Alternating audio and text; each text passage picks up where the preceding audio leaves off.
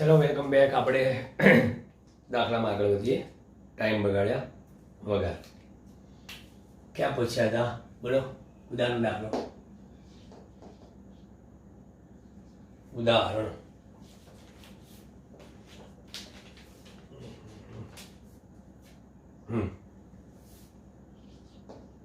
2.5 આપણે આપેલું છે. પહેલા આપણને -9 સેન્ટીમીટર 0 0 અને 9 સેન્ટીમીટર 0 0 સ્થાને રહેલા બે વિદ્યુત ભારો અનુક્રમે 7 માઇક્રોકુલમ અને -2 માઇક્રોકુલમના તંત્રની બાહ્ય ક્ષેત્ર વિના સ્થિતિ ઉર્જા શોધો. સૌથી પહેલા તો આપણે જોઈએ બાહ્ય ક્ષેત્ર વિના એકબીજાથી r અંતરે રહેલા બે Q1 અને Q2 વિદ્યુત ભારોથી બનતા તંત્રની વિદ્યુત સ્થિતિ ઉર્જા. સ્થિતિ ઉર્જાના દરેક સૂત્રો મોઢે હોવા જોઈએ. કોન્સેપ્ટ તો ખાસ. U બરાબર K Q1 Q2 અપોન કેટલા R. અહીં તમને Q1 આપેલા છે, Q2 આપેલા છે અને R આપેલા છે. Q1 Q2 અને R ની કિંમત. હવે R ની કિંમતમાં તમને કહું, અહીંયા બે યામ આપેલા છે. જો કયા? એક જે છે Q1 માટે R1 સદિશ, Q1 માટે R1 સદિશ કેટલો આપેલો છે? -9 સેન્ટીમીટર 0 0 અને R2 બરાબર એ કેટલા આપેલા છે? 9 સેન્ટીમીટર 0 0. બરાબર. હવે આપણે અહીંયા આગળ સદિશ જે R જે છે એ R બરાબર કેટલા? એટલે સદિશ R બરાબર R2 માઇનસ R1. હવે R2 માઇનસ R1 જોવા જશો તો શું આવશે? 9 ઓછા ઓછા 9 એટલે 18 સેન્ટીમીટર. બાકી તો 0 0. આપણે મૂલ્યમાં રસ છે એટલે મેગ્નિટ્યુડ ઓફ R બરાબર R બરાબર કેટલા? 18 સેન્ટીમીટર એટલે 0.18 મીટર લખાય. ચલો, એટલે આપણે એ અહીંયા આગળ આ મળી ગયા 0.18 મીટર શોધાઈ ગયા. પછી 7 માઇક્રોકુલમ ને -2 માઇક્રોકુલમ. આ +7 માઇક્રોકુલમ -2 માઇક્રોકુલમ -2 ગુણ્યા 10⁻6 કુલમ અને આ 7 ગુણ્યા 10⁻6 કુલમ. અહીંયા આગળ R લખ્યું છે, વાંધો નહીં, ભીડભાડ થઈ ગઈ થોડી. ચલો કિંમતો મૂકો. અહીંયા 9 × 10⁻9 પછી 7 × 10⁻6 -2 × 10⁻6 Q1 Q2 ની કિંમત મુકાઈ ગઈ. પછી બંને વચ્ચેનું અંતર 0.18. ગણતરી કરો. જવાબ આવશે તમારો માઇનસમાં. બરાબર. એટલે અહીંયા આગળ -9 દુ 18 બરાબર. એટલે જો અહીં આપણે એવું જ લખીએ 9 દુ 18, 18 ગુણ્યા 7 ગુણ્યા 10 ની ઘાત લખો, નીચે પોઈન્ટ 18 ને એમને એમ રાખો. બરાબર. અહીંયા આગળ 9 માંથી 6 જાય તો 3, બરાબર, +3 અને માઇનસ એટલે -3. એટલે તમારો જવાબ અહીંયા આગળ આવશે 0.7 જૂલ. કારણ કે કેલ્ક્યુલેશન કરશો તમે, બરાબર, કેલ્ક્યુલેટરથી, તો આ તમારો જવાબ આવ્યો સીધી ઉર્જાનો. પછી શું કીધું છે એને? આ બે વિદ્યુત ભારોને એકબીજાથી અનંત અંતર સુધી જુદા પાડવા. એક તો આપણે આમને અનંત અંતરથી લાવ્યા અને લાવવા માટે કાર્ય કર્યું અને કાર્ય જેટલી સ્થિતિ ઉર્જા મળી. હવે કે છે જતા રહો પાછા જ્યાંથી આવ્યા ત્યાંથી. બરાબર. તો હવે અહીંયા આગળ સૌથી પહેલા અનંત અંતરે બંને વિદ્યુત ભારોની સ્થિતિ ઉર્જા U2 બરાબર 0 અને R અંતરે તેમની સ્થિતિ ઉર્જા U1 બરાબર U અને U બરાબર કેટલી છે? -0.7 જૂલ. તો માટે આ તમારા વિદ્યુત ભારોને અનંત અંતરે લઈ જવા માટે જરૂરી કાર્ય W બરાબર એમની સ્થિતિ ઉર્જામાં થતો ફેરફાર U2 માઇનસ U1 -0.7 બરાબર. એટલે આપણને કાર્ય W કેટલું મળ્યું? +0.7 જૂલ. ચલો આ બીજો જવાબ આપણને મળી ગયો. ત્રીજો શું કીધું છે? ત્રીજો બહુ મસ્ત પૂછ્યું છે આપણને.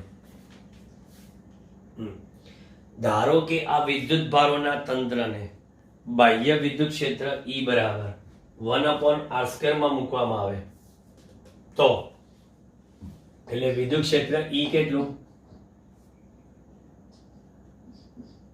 A × 1/r² મૂક્યું, જ્યાં A કેટલું છે? 9 × 10⁵. 9 × 10⁵ એકમ એનો ન્યૂટન પ્રતિ કુલમ × મીટર². એની કિંમત ન્યૂટન પ્રતિ કુલમ × મીટર². એટલે એક જાતનું આ શું થયું છે ખબર તમને? A બરાબર જે આપી છે એ વિદ્યુત ફ્લક્સ આપેલું છે. તમે જો વિદ્યુત ક્ષેત્ર ગુણ્યા અંતરનો વર્ગ થયું φ બરાબર Ea. એટલે તમને એ એટલે ફ્લક્સની કિંમત આપી છે. તો હવે શું કહે છે? તો આ તંત્રની વિદ્યુત સ્થિતિ ઉર્જા કેટલી હશે? તો જો બાહ્ય વિદ્યુત ક્ષેત્રમાં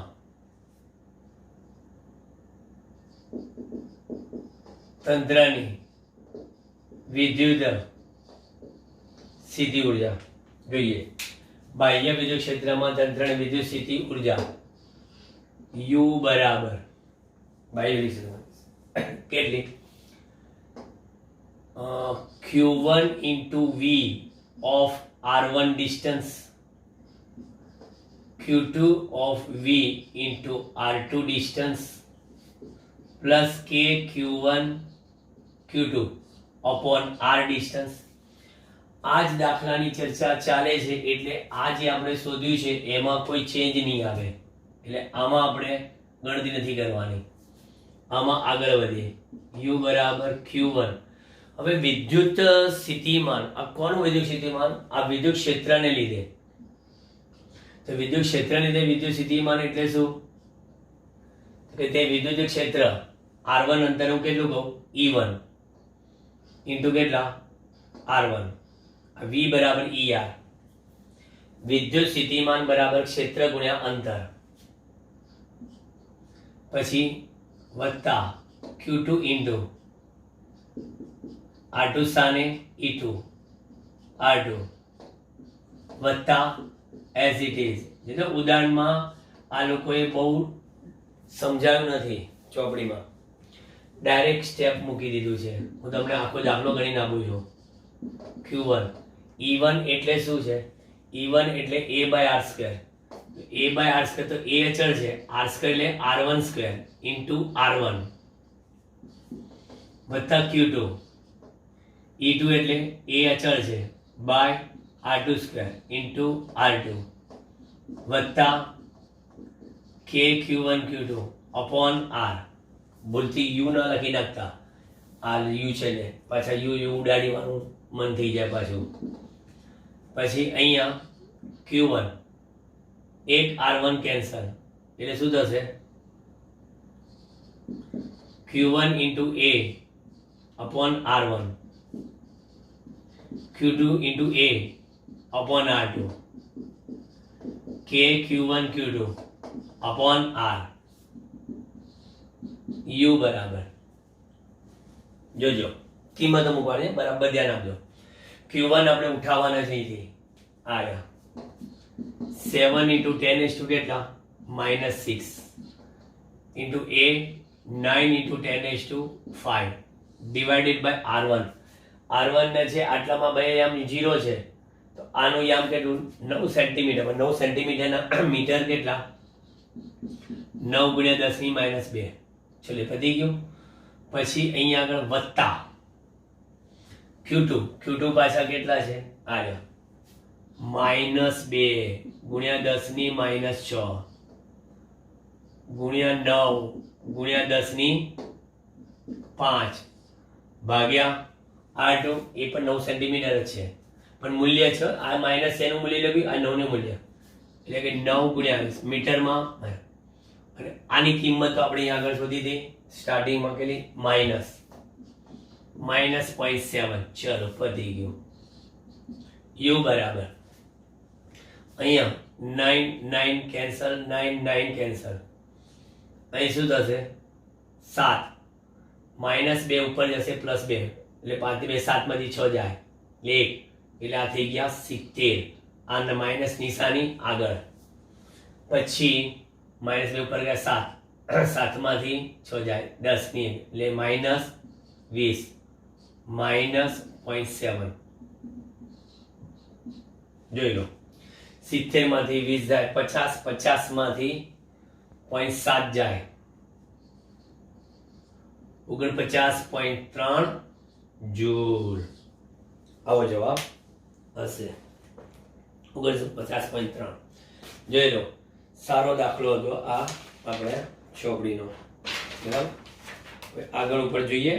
તમે નજર મારી દો દાખલામાં, સ્ક્રીનશોટ લઈ લો, ફોટો પાડવો હોય ફોટો પાડી લો, જે બી કરવું હોય.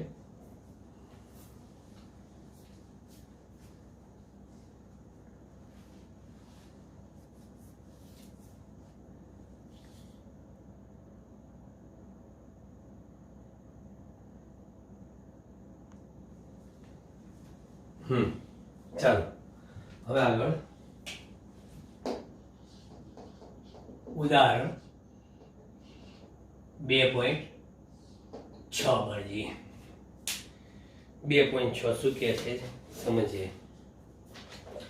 એક દ્રવ્યના અણુને 10⁻⁻⁻⁰ કુલમ ઇન્ટુ મીટર જેટલી કાયમી વિદ્યુત ડાયપોલ ચાક માત્રા છે. આ દ્રવ્યના 1 મોલ જથ્થાને 10⁶ વોલ્ટ પ્રતિ મીટરનું પ્રબળ વિદ્યુત ક્ષેત્ર લગાડીને નીચા તાપમાને ધ્રુવીભૂત કરેલ છે. હવે જો આ એક શબ્દ થોડો નવો છે તમારા માટે, ધ્રુવીભૂત કરવું. ધ્રુવીભૂત ધ્રુવીભવન એટલે શું? આપણે ભવિષ્યમાં ચેપ્ટરમાં જોઈશું કે આપણી પાસે જો અધ્રુવીય અણુઓ હોય, એટલે કે જેમની ડાયપોલ મોમેન્ટ કેવી હોય? શૂન્ય હોય, અથવા તો પદાર્થમાં ડાયપોલ મોમેન્ટ પ્રેરિત કરવાની ઘટનાને શું કહેવાય છે? ધ્રુવીભવન.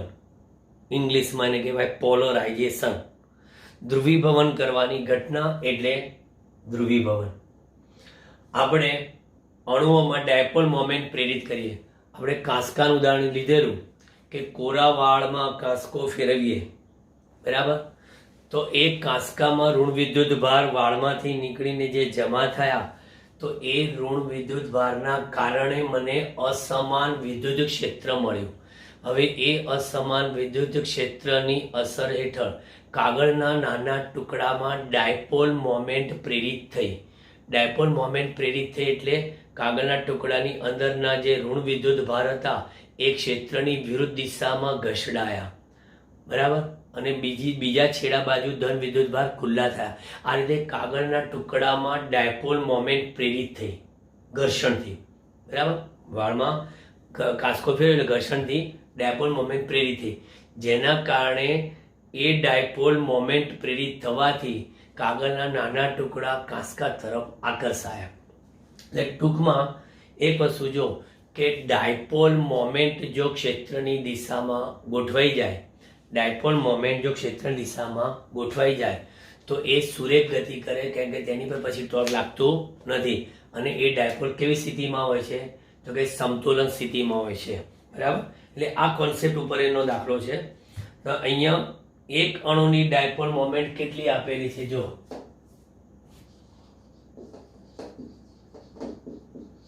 એક અણુની ડાયપોલ મોમેન્ટ આપણને આપેલી છે દ્રવ્યના એક અણુની,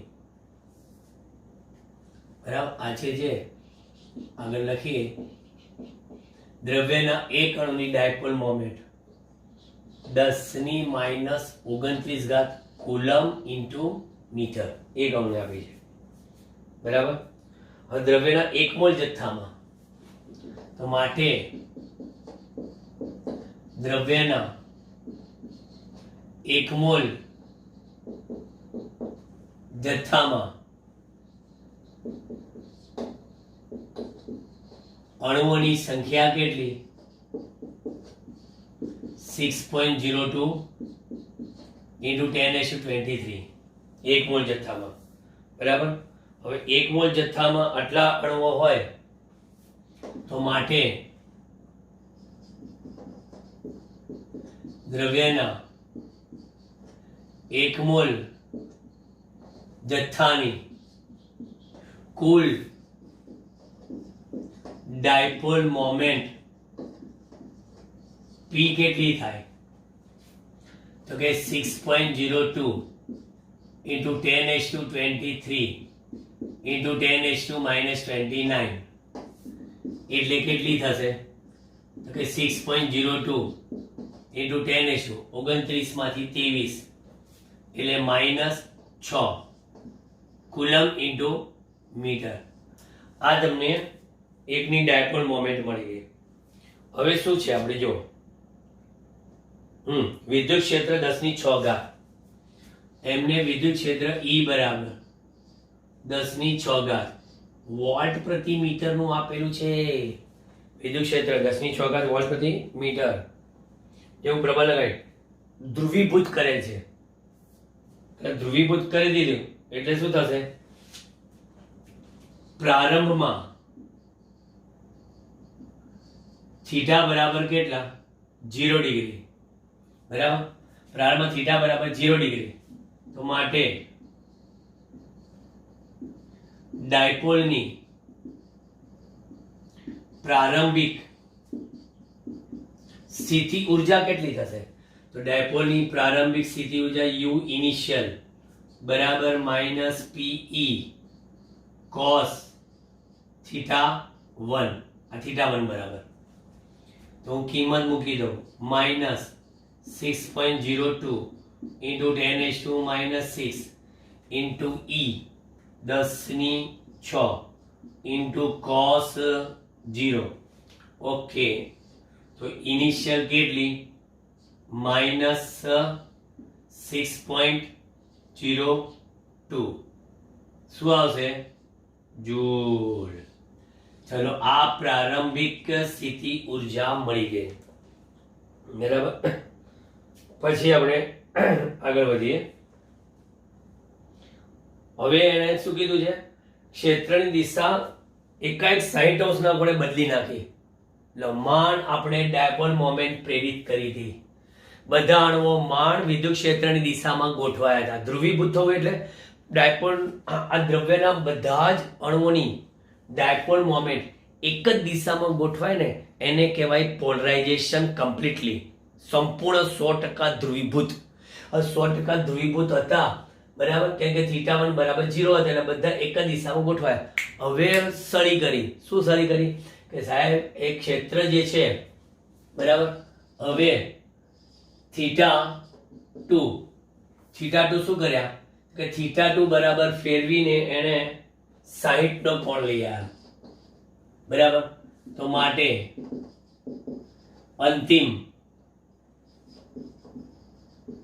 સ્થિતિ ઉર્જા ડાયપોલની final -Pe cos 60 u final minus એની એ જ વસ્તુ છે 6.02 10⁻⁻6 10⁻6 cos 60 એટલે 2 લો. આ અંતિમ સ્થિતિ ઉર્જા થઈ ગઈ. ડાયપોલની સ્થિતિ ઉર્જા ઘટી ગઈ. બરાબર, ડાયપોલની સ્થિતિ ઉર્જા ઘટી ગઈ. તો એ ઘટેલી સ્થિતિ ઉર્જાનું રૂપાંતર શેમાં થાય છે એના ઉપરની ચર્ચા છે. બરાબર, નવી દિશામાં ગોઠવાતા મુક્ત થતી ઉષ્માની ગણતરી કરો. માટે ડાયપોલની સ્થિતિ ઉર્જામાં ઘટાડો થાય છે. ડાયપોલની સ્થિતિ ઉર્જામાં ઘટાડો થાય છે 6.02 થી 3.0. માટે આ ઘટાડો એ શેમાં વપરાય છે? આ ઘટાડો દ્રવ્ય દ્વારા ઉષ્મા રૂપે મુક્ત થાય છે. એટલે ટૂંકમાં ભારત મેળવ આ ઘટાડા જેટલી ઉર્જા ઉષ્મા રૂપે મુક્ત થાય છે. બરાબર, તો માટે ઉત્પન્ન થતી અથવા તો મુક્ત થતી ઉષ્મા ઉર્જા બરાબર U final minus U initial -3.01 minus plus 6.01 એટલે કેટલી 3 જૂલ. આ આપણો જવાબ. બરાબર, 6.01 માંથી 3.01 મેં બાદ કરી દીધી, તો 3 જૂલ જેટલી ઉર્જા મળી ઉષ્મા રૂપે. ચલો, આ પણ દાખલો થઈ ગયો. હવે એનો જે આ દાખલો છે થોડો ક્વેશ્ચન આન્સર ટાઈપનો છે. કયો? આ ઉદાહરણ 2.7. ચલો સમજો બરાબર. તમારે હવે મારી સામે ધ્યાન આપવાનું છે. કોઈ માણસના સૂકા વાળમાંથી પસાર કરેલો કાંસકો કાગળના નાના ટુકડાઓને આકર્ષે છે. શા માટે? જો વાળ ભીના હોય અથવા તે વરસાદી દિવસ હોય તો શું થાય? યાદ રાખો કે કાગળ વિદ્યુતનું વહન કરતો નથી. બરાબર, તો હવે એક વસ્તુ છે કે વાળ જ્યારે સૂકા હતા તો સૂકા વાળમાં ઘર્ષણ વધારે હોય, અને ઘર્ષણથી જે વિદ્યુત ઉત્પન્ન થાય, જેના કારણે કાગળમાં ડાયપોલ મોમેન્ટ, મેં તમને હમણાં જ વાત કરી હતી કે ડાયપોલ મોમેન્ટ પ્રેરિત થાય. હવે આ ડાયપોલ મોમેન્ટ પ્રેરિત થાય તો એવા સંજોગોમાં જે વિદ્યુત ક્ષેત્ર ઉત્પન્ન થાય એ અનિયમિત વિદ્યુત ક્ષેત્રમાં ક્ષેત્રની દિશામાં, મીન્સ કે ડાયપોલ મોમેન્ટ એ ક્ષેત્રની દિશામાં હોય અને એના કારણે કાગળના ટુકડાઓ ખાસખા તરફ આકર્ષાય. પણ જો ભીનું માથું હોય કાં તો વરસાદી વાતાવરણ હોય તો ઘર્ષણ ઉત્પન્ન થતું નથી, અને ઘર્ષણ ઉત્પન્ન થતું નથી તો પછી વિદ્યુતભાર પ્રેરિત થતો નથી. ચલો, પછી સામાન્ય રબર અવાહક છે, પરંતુ વિમાનના વિશિષ્ટ રબરના ટાયરો સહેજ સુવાહક બનાવવામાં આવે છે. હવે સિમ્પલ લોજિક છે, આપણી ગાડીઓના જે ટાયરો છે રબરના છે, પણ આપણી ગાડીની સ્પીડ લગભગ ઓછી હોય, પણ વિમાન જ્યારે ઉતરતું હોય એના રનવે પર ત્યારે ઘર્ષણ બહુ જ ઉત્પન્ન થાય, અને ઘર્ષણથી ઉત્પન્ન થાય તો એવા સંજોગોમાં જે વિદ્યુત ભાર મળે એ વિદ્યુત ભાર એ રબરના ટાયર પર હોય. પણ જો એણે કીધું કે વિશિષ્ટ પ્રકારના રબરના ટાયરો સુવાહક બનાવવા, તો સુવાહક બનાવવા હોય તો ઉત્પન્ન થયેલો વિદ્યુત ભાર એ સીધો જમીનમાં અર્થિંગમાં થઈ જતો રહે, એટલે કે સ્પાર્ક કે તણખા ઉત્પન્ન થતા નથી. નહીંતર રબર એકલું રાખે તો તણખા ઉત્પન્ન થાય અને તણખાથી આગ લાગવાની શક્યતા ઉદ્ભવે. સેમ એવું જ સી નંબરનો જે છે એવો છે દહનશીલ દ્રવ્યોમાં. તે વાહનમાં દહનશીલ દ્રવ્યોમાં તમને કહું કે ફ્યુચરમાં આપણે વિદ્યુત ચુંબકીય પ્રેરણ નામનો એક ચેપ્ટર આવશે કે પેટ્રોલ ટેન્કરો હાઈવે પર એક સરખી સ્પીડે જતી હોય, પણ છતાં પણ એમાં આગળ ધાતુની સાંકળો આમ લબડતી હોય છે. કારણ કે આપણે અહીંયા આગળ એ લોકો શું કહે છે, ઘર્ષણથી જે વિદ્યુત ભાર ઉત્પન્ન થાય, પણ ભવિષ્યમાં એવું આવે છે કે જ્યારે પૃથ્વીના ચુંબકીય ક્ષેત્રમાં એટલે ફ્લક્સમાં ફેરફાર થાય તો તેમાં વિચાલક બળ ઉત્પન્ન થાય, વિચાલક બળ ઉત્પન્ન થાય તો તેમાં પ્રવાહ ઉત્પન્ન થાય, અને પ્રવાહ ઉત્પન્ન થાય ત્યારે આવા સંજોગોમાં સાંકળો દ્વારા એને જમીનમાં અર્થિંગ મળી લે, અને જે અર્થિંગથી આગ લાગવાની શક્યતા નિવારી શકાય. એ એનું કારણ છે. પછી ખુલ્લી હાઈ પાવર લાઈન પર પક્ષી આરામથી બેસે છે તો પણ તેને કાંઈ થતું નથી, પણ જમીન પર પેલો માણસ તે લાઈને સ્પર્શે તો પ્રાણઘાતક આંચકો લાગે છે. તો આનો સિમ્પલ છે કે પક્ષી જ્યારે કોઈ પણ આ તાર પર બેઠું હોય ને ત્યારે આખું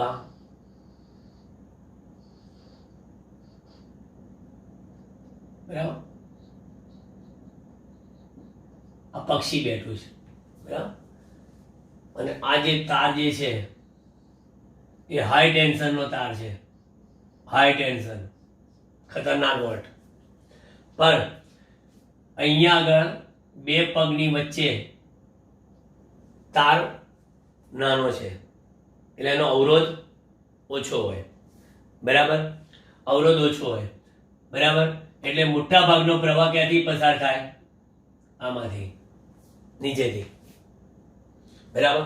એટલે પક્ષીમાંથી પ્રવાહ પસાર થતો નથી કારણ કે એનો અવરોધ વધારે છે, અવરોધ વધારે તો પ્રવાહ ઓછો. પણ જો ટૂંકમાં કહેવાનો શું છે કે એના બે છેડા વચ્ચે ઉદ્ભવતો વિદ્યુત સ્થિતિમાનનો તફાવત કેવો હોય, ઓછો. ટુ કુંટચ લો, પોટેન્શિયલ ડિફરન્સ ઓછો હોય. પણ જો તમે જમીન પર ઉભે રહેલો માણસ એ તારને અડે તો પોટેન્શિયલ ડિફરન્સ મોટો હોય, અને પોટેન્શિયલ ડિફરન્સ મોટો તો પછી પ્રવાહ પણ મોટો, એટલે પ્રાણઘાતક આંચકો લાગવાની શક્યતા. એટલે આ ક્વેશ્ચન આન્સર ટાઈપનો આ દાખલો છે એમસીક્યુમાં કે એમાં વીએસક્યુમાં ઓબ્જેક્ટિવમાં પૂછાય. જોઈ લો, પછી આગળ જોઈએ.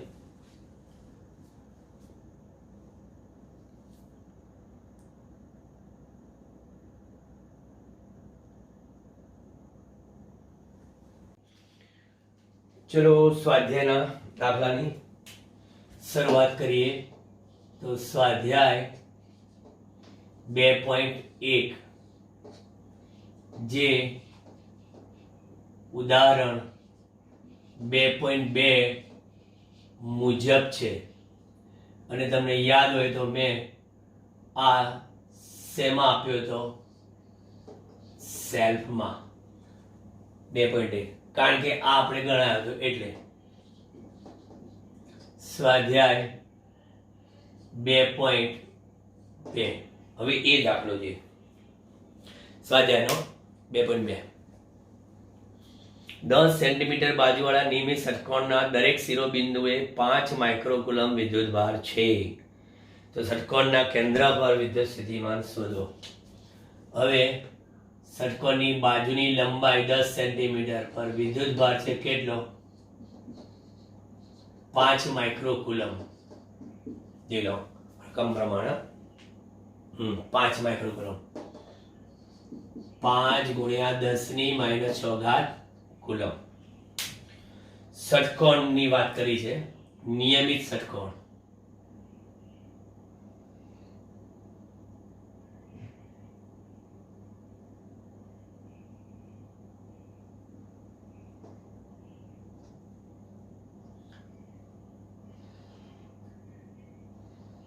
આ ષટકોણ આપણો તૈયાર. એના કેન્દ્ર પર આપણે શું શોધવું છે?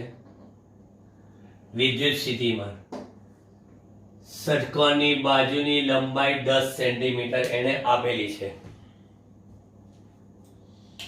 શિરોબિંદુ પર વિદ્યુતભાર Q, અહીંયા પણ Q, Q, Q, Q.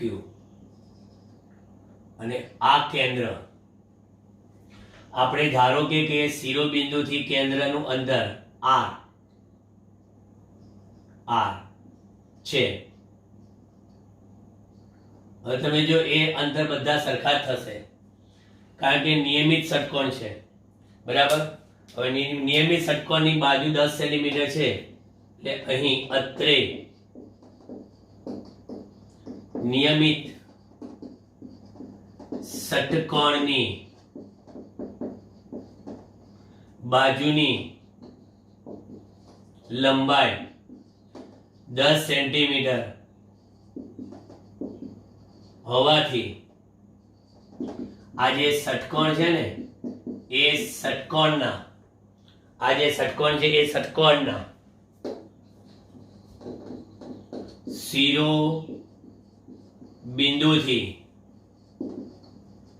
કેન્દ્ર O સુધીનું અંતર r બરાબર 10 સેન્ટીમીટર જ થશે. કારણ કે સમબાજુ ત્રિકોણ બનવાના બધા, જેમ કે 60 60 60 60 ષટકોણની 6 બાજુ એટલે 6 6 360 એક સર્કલ પૂરું. તો પછી અહીંયા આગળ r બરાબર 10⁻1 મીટર લખાય. Q ખબર છે, r ખબર છે. અહીંયા આગળ માટે ષટકોણના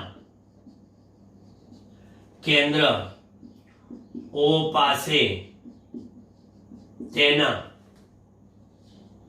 6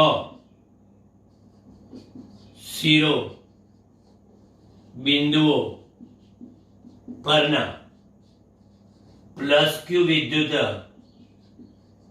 ભારને લીધે મળતું વિદ્યુત સ્થિતિમાન બોલો કેટલું થશે? 6 ના લીધે એટલે કે VO બરાબર 6 times KQ by R. 6 times KQ by R. કારણ કે બધા પોઝિટિવ છે. I પોઝિટિવ છે, I પોઝિટિવ છે, I પોઝિટિવ છે, I પોઝિટિવ છે, I પોઝિટિવ છે. આવે ધારો કે 3 પોઝિટિવ અને 3 નેગેટિવ હોત ને તો 3 ના સ્થિતિમાન ધન ને 3 ના સ્થિતિમાન ઋણ ને બધા સ્થિતિમાન સરખા એટલે કુલ કેન્દ્ર પર સ્થિતિમાન 0 થઈ જાય. એટલે અહીંયા VO બરાબર 6 multiply by 9 into 10⁻9 into 5 into 10 કેટલા -6 અને છેદમાં r 10⁻1. બરાબર. શું જવાબ છે આનો? 9 × 6 = 54, 270 ગુણ્યા 10 ની -10 માંથી 6 જાય તો 4. આટલાય વોલ્ટ લખાય ને 1 2 ગુણ્યા 10 ની 6 ઘાત વોલ્ટ. આટલો જવાબ જોઈએ આપણે. 2.7 ગુણ્યા 10 ની 6 ઘાત વોલ્ટ. બરાબર. ચાલો હવે આગળ વધીએ સ્વાધ્યાય 2.3 માં. 2.3 માં શું કહે છે?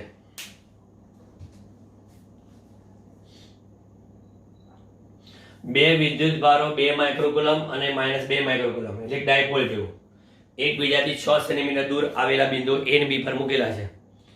તો તંત્રના કોઈ સ્થિતિમાન પૃષ્ઠની ઓળખ કરો અને આ સપાટી પરના દરેક બિંદુ વિદ્યુત ક્ષેત્રની તીવ્રતા કેટલી હશે? હવે હું તમને અહીંયા આગળ એવું બતાવું કે માની લો આ A અને B પર કેટલા છે? 2 માઇક્રોકુલમ. A અને B પર +2 માઇક્રોકુલમ -2 માઇક્રોકુલમ ના વિદ્યુત ભાર મૂકેલા છે. એકબીજાથી અંતર 6 સેન્ટીમીટર છે ગમે તે. આ એનું મધ્ય બિંદુ. હવે આ મધ્ય બિંદુ હોય તો આપણે અહીંયા આગળ આ શું કહીએ? વિષુવ રેખા કહેવાય. તમને ખબર છે કે આ +2 અને -2 થી વિષુવ રેખા પરના કોઈ પણ બિંદુએ વિદ્યુત સ્થિતિમાન કેવું થશે? શૂન્ય થશે. એટલે આપણે શું વિચારીશું ખબર છે? એક એવું સમતલ વિચારીશું આ રીતનું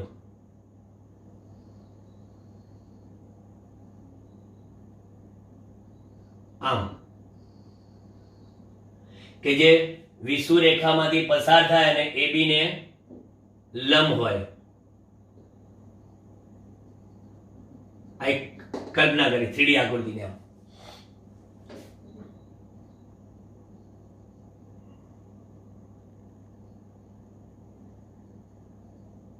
આ રીતે વિષુવ રેખામાંથી પસાર થતો ને AB ને લંબ એવું આવું એક સમતલ વિચાર્યું. આવું. હવે આ સમતલ પરના કોઈ પણ બિંદુની તમે વાત કરો. બરાબર. કોઈ પણ બિંદુ. સપોઝ તમે એમ કહો કે આ સમતલ પરનું આ બિંદુ લો, આ બિંદુ લો. બરાબર. એટલે આ સમતલ કેવું છે? AB રેખાને લંબ પણ પસાર થાય છે શેમાંથી? વિષુવ રેખામાંથી. એટલે હું અહીં લખું છું વિષુવ રેખામાંથી પસાર થતું અને AB ને લંબ એવા સમતલ પરના દરેક બિંદુ પાસે કયા? +2 માઇક્રોકુલમ અને -2 માઇક્રોકુલમ વિદ્યુત ભારને લીધે મળતું વિદ્યુત સ્થિતિમાન શૂન્ય એવું સમાન મળશે. બોલો. શૂન્ય એવું સમાન મળશે. તો જો એ શૂન્ય એવું સમાન મળે તમને તો માટે વિષુવ રેખામાંથી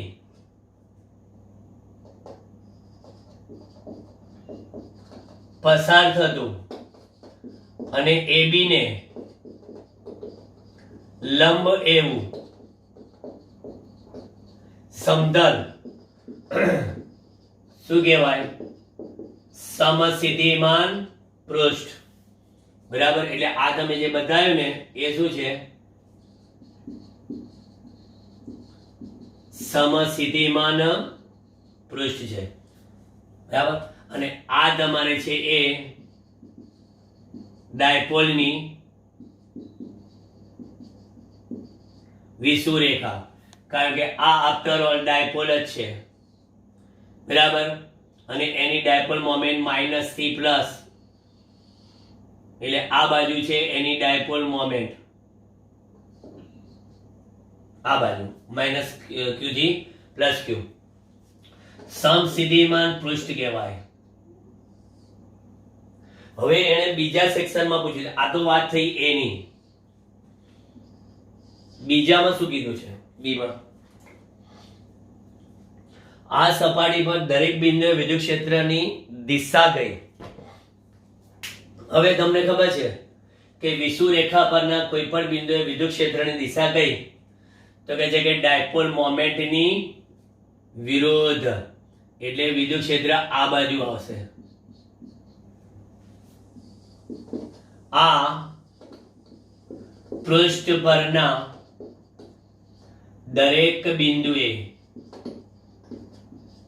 વિદ્યુત ક્ષેત્ર એવા સદિશ E ની દિશા ગઈ તો કહે છે કે સદિશ P ની વિરુદ્ધ, અર્થાત B થી એ P છે, અર્થાત A થી B તરફની દિશામાં હોય. એટલે આ રીતે સમસ્થિતિમાન પૃષ્ઠ. આ જે આકૃતિ છે ને એમાં આમ આ AB રેખા અને આમ સમતલ આખું આમ.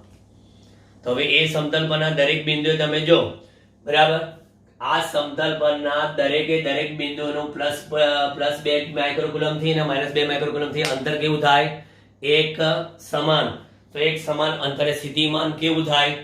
એનું એકનું પ્લસ ને એકનું માઇનસ, એટલે કુલ સ્થિતિમાન મને કેવું મળી જાય? કુલ સ્થિતિમાન મને 0 મળી જાય. એટલે 0 સ્થિતિમાન ધરાવતું આ એક સમસ્થિતિમાન પૃષ્ઠ તૈયાર થયું કહેવાય. બરાબર. હવે આપણે સ્વાધ્યાયનો છેલ્લો દાખલો જોઈએ, એટલે આખું બોર્ડ ભૂસવાની અત્યારે જરૂર લાગતી નથી. સ્વાધ્યાયનો છેલ્લો એટલે આપણે જેટલું ભણાવ્યું એનો છેલ્લો દાખલો. અહીં આગળ સ્વાધ્યાય 2.4 આપણને એક કવચ આપેલ છે ગોળાકાર. આ દાખલામાં એક ગોળાકાર કવચ આપેલું છે. આ કવચ પર નિયમિત રીતે વિદ્યુતભાર એનું મૂલ્ય આપેલું છે. આ એક કવચનું કેન્દ્ર છે. તો આપણે એને આ કવચની ત્રિજ્યા R,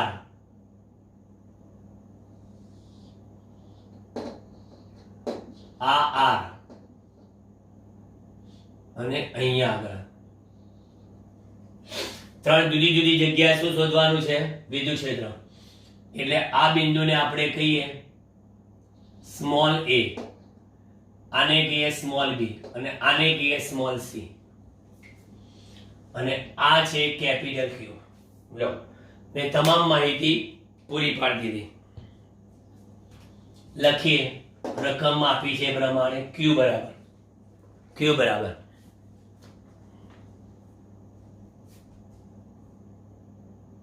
1.6 ×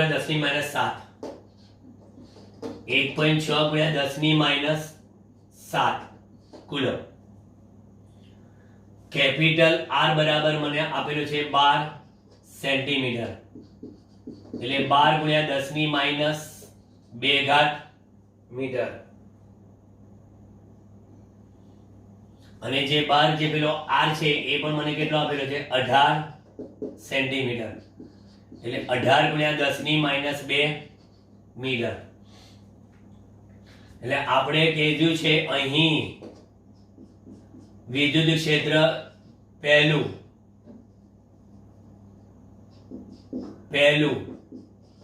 EA પાસે કેટલું, પછી બીજું ગોળાની તરતની EB પાસે કેટલું, અને ત્રીજું EC પાસે કેટલું છે. ગોળાની અંદર, ગોળાની તરત બહાર અને બહારના આર અંતરે સૌથી પહેલા ગોળાની અંદરના કોઈ પણ એવા એ બિંદુ પાસે વિદ્યુત ક્ષેત્ર EA બરાબર 0 મળે.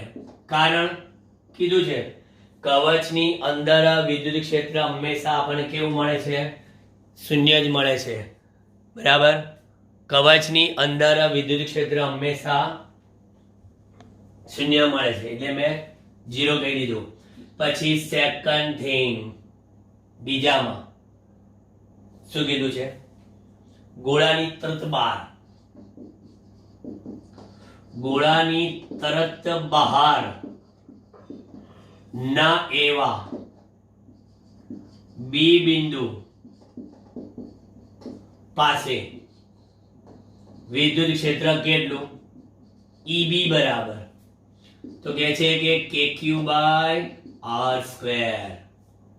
KQ by R square 9 into 10 raised to 9, 1.6 into 10 raised to -7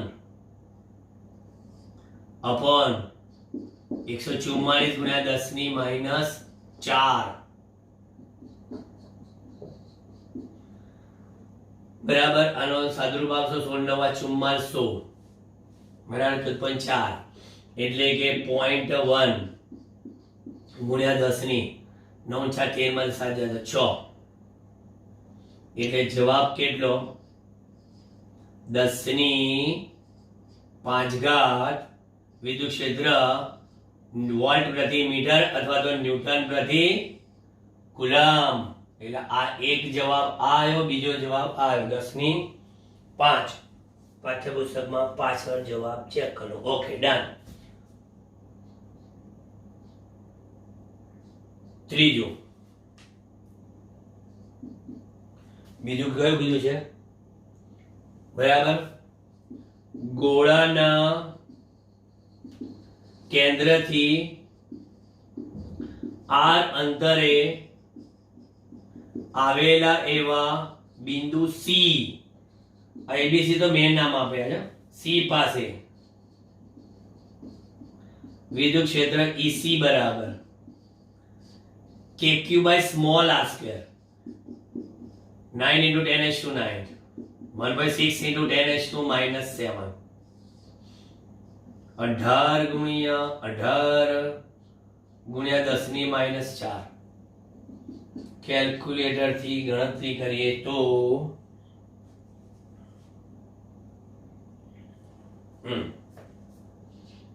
0.0444 into 10 is to 13 માંથી 7 જાય 6 એટલે EC બરાબર 1 2 ગુણ્યા 10 ની 4 ઘાત ન્યૂટન પ્રતિ કુલમ આવવું જોઈએ.